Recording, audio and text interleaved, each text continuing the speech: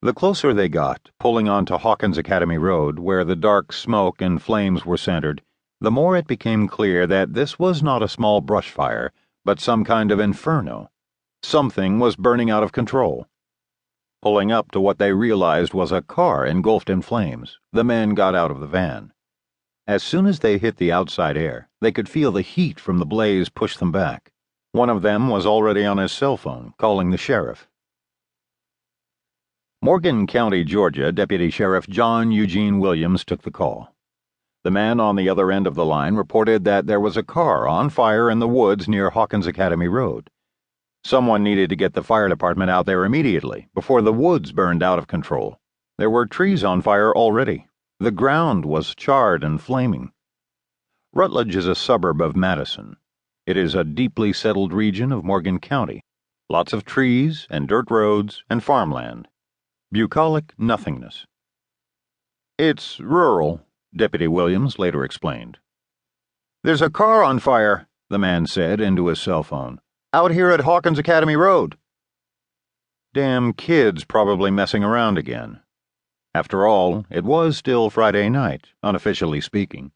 Bunch of punks probably tied a good one on and, after funneling beers half the night, got a little rowdy and decided to torch an old rusted-out junk vehicle sitting in some farmer's pasture. Deputy Williams needed to get the local fire department out there as soon as he could and get those flames extinguished before that common car fire turned into an uncontrollable forest fire.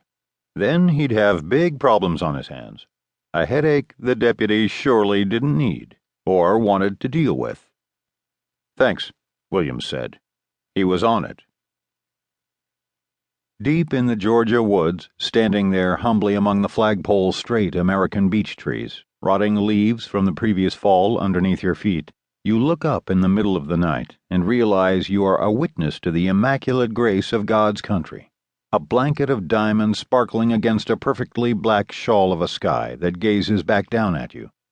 Off in the distance are the subtle, darkened silhouette outlines of mountains in the shape of a camel's back.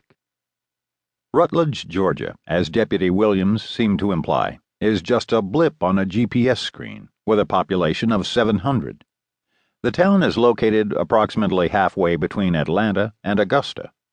It is a forgotten place, essentially, there to serve its people. Rutledge and Madison are quiet and nondescript wooded areas off Interstate 20 that interlopers might assume are nothing more than lost, vast wilderness. Out here, good old folks live quietly. They bother no one. Their focus is on working the same land their forefathers have had for generations past. Yet during the late 1990s and early into the new millennium, for some bizarre reason few could ever discern, this same area of the state became a dumping ground for the dead, especially those who had been brutally murdered. There was an elderly woman, abducted and beaten with a tree branch, left there to be found by the animals. 2 teenage runaways who kidnapped a newspaper girl and left her mutilated body just off the interstate. And 3 teens who tortured and eventually killed a runaway. Strange happenings indeed. Dead bodies popping up every now and then was no reason for alarm, locals knew. And law enforcement would say the same thing when asked why this area of the state had become such a refuge for murder victims, because it was between 2 major American cities and the woods were easily accessible on and off the interstate. It was either that, or Morgan County had the ghastly luck of being a quasi-burial ground for the murdered souls of the region. Deputy Williams rustled up his jacket, headed quickly out the door, hopped into his Crown Victoria, took off. The Morgan County Sheriff's Office, MCSO, is located on Athens Highway. That's about 20 minutes from the fire scene. Hawkins Academy Road is in Madison, actually, a mere rock toss east of Social Circle, just north of Rutledge.